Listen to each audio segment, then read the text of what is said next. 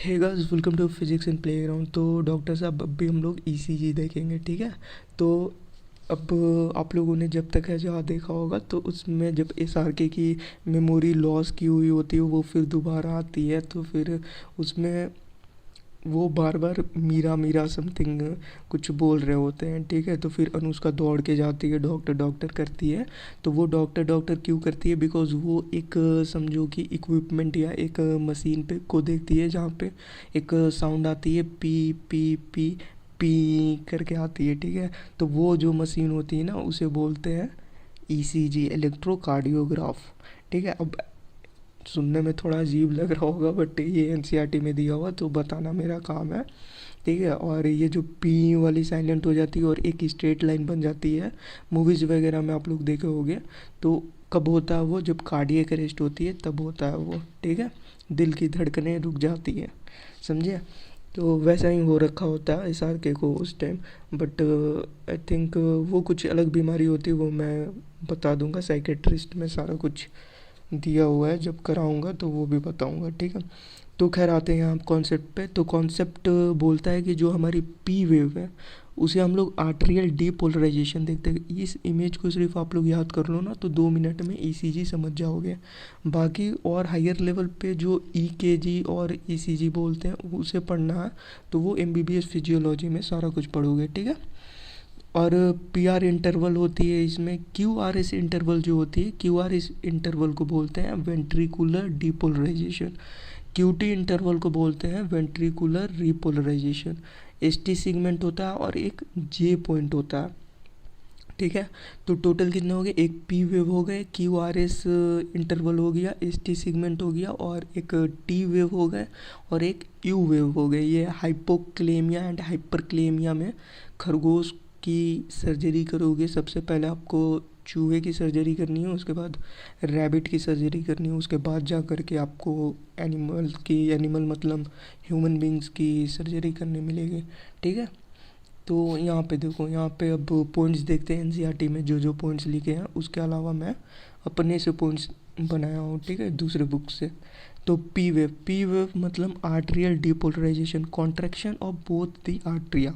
दोनों आर्ट्रिया की कॉन्ट्रैक्शन होती है, कब होती है? P wave, atrial depolarisation, atrial depolarisation, ठीक है। और पी आर इंटरवल किसे बोलते हैं? Time from start of atrial depolarisation to start of ventricular depolarisation.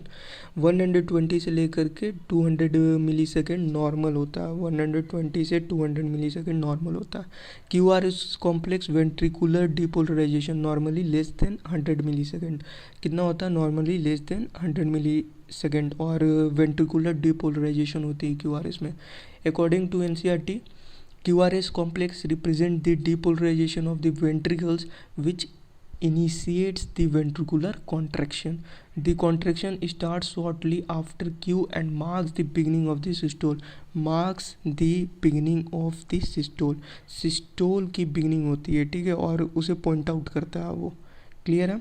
QT interval किसे बोलते हैं? QT interval ventricular depolarisation, mechanical contraction of the ventricle, और वेंट्रिकुलर रीपोलराइजेशन।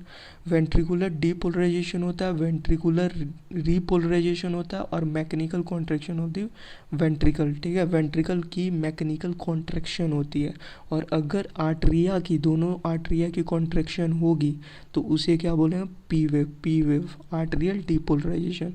अब आते हैं टी वेव, ठीक है। टी वेव एनसीईआरटी में देखोगे तो एनसीईआरटी में लिखा है the T wave represent the return of the ventricles from excited to normal state. Return of the ventricles from excited to normal state, that is called repolarisation, ठीक है, repolarisation, ठीक ना। और यहाँ पे भी मैंने वही लिखा है, टी वेव को बोलते हैं वेंट्रिकुलर रीपोलराइजेशन। टी वेव मतलब ventricular repolarisation. T wave inversion में इंडिकेट इस्चीमिया और रिसेंट मायोकार्डियल इन्फेक्शन। क्या होता है? इस्चीमिया होता है। इस्चीमिया मतलब ब्लड की कमी हो जाती है और ऑक्सीजन भी गिर जाता है। बिकॉज इस्चीमिया है, ब्लड जाएगा नहीं तो ऑक्सीजन भैया हेमोग्लोबिन लेकर के चलती है, और ऑक्सीजन पहुँचेगी नहीं तो इस्चीमिया, हाइपोक्सीमिया, डेथ, ठीक है। और रीसेंट मायोकार्डियल इन्फेक्शन हो जाता है, रीसेंट होता है, फर्स्ट स्टेज आप लोग समझ लो, ठीक है। Recent myocardial infection. अब ये नहीं भी याद करोगे तो भी चलेगा, कोई प्रॉब्लम वाली बात नहीं है। ST segment isoelectric ventricle depolarisation. ST segment क्या होता है? Isoelectric ventricle depolarisation. और एक इम्पॉर्टेंट पॉइंट टी वेव में दे रखा है, जैसे मैंने बताया क्यू वेव क्या चीज़ करता है, क्यू जो होता है the contraction start shortly after Q and marks the beginning of the systole. Q R S में मैंने बताया था marks the beginning of the systole. उसी तरह टी वेव क्या करता है, T wave marks the end of the systole. T wave marks the end of systole. Clear है, ये 2 पॉइंट भी याद रखना। एसटी सेगमेंट हो गया। अब आते हैं U wave. U wave prominent in hypokalemia और ब्रेडिकार्डिया। तो ये रहने दो, ये हाइपोक्लेमिया, हाइपरक्लेमिया, ब्रेडिकार्डिया, टैकीकार्डिया, ये सब रहने दो आप, बस सिर्फ देख लेना। अगर पूछ देता उस लेवल पे जाते हैं एनटीए वाले तो करके आना, बट मुझे नहीं लगता कि उस लेवल पे जाएंगे और इसके बाहर कुछ भी क्वेश्चन आएगा, ठीक है। तो ईसीजी में ये सारा कुछ आप लोग याद करके जाना, ये आने वाला है। P wave atrial depolarization, contraction of both the atria.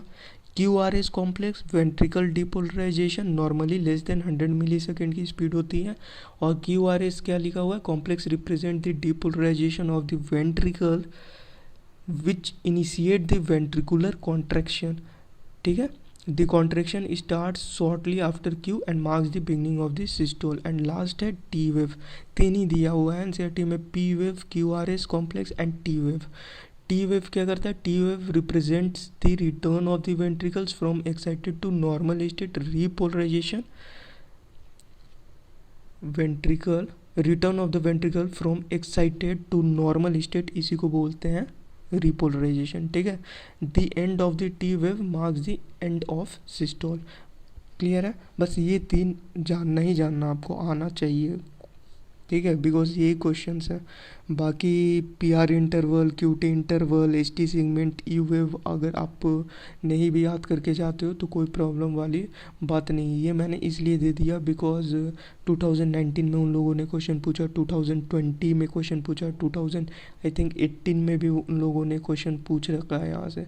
सो ये बहुत इंपॉर्टेंट हो जाता है। अगर डिराइव करते हैं तो मे बी हायर लेवल पे जा करके एक आध मैच ऑफ द फॉलोइंग देंगे तो एक आध पुट कर सकते हैं, ठीक है, एक आध ऑप्शन में कुछ भी ये रख सकते हैं। So thanks and best of luck for your exam.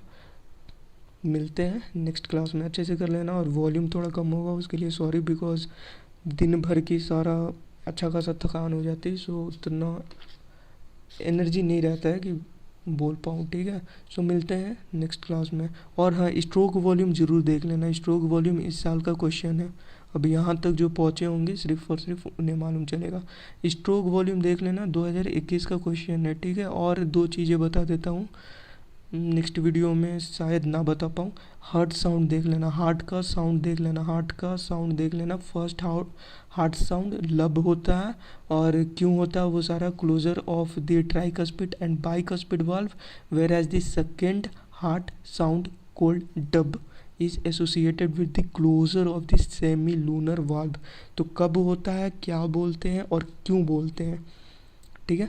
First heart sound को लब साउंड बोलते हैं, सेकेंड को डब बोलते हैं, और क्यों बोलते हैं, ट्राइकस्पिड एंड बाइकस्पिड वाल्व का क्लोजिंग होता है तो फर्स्ट हार्ट का साउंड होता है लब बोलते हैं, और सेकेंड में सेमी लूनर वाल्व की क्लोजिंग होती है, ठीक है, closure of the semilunar valve. तो इतना देख लेना, और एक स्ट्रोक वॉल्यूम देख लेना, 70 मिलीलीटर ब्लड ऑफ ब्लड, ठीक है, सिर्फ और सिर्फ इतना। और 0.8 सेकेंड में साइकिल जो होती है 0.8 सेकेंड में होती है, ठीक है। So thanks and best of luck for your exam. मिलते हैं नेक्स्ट क्लास में।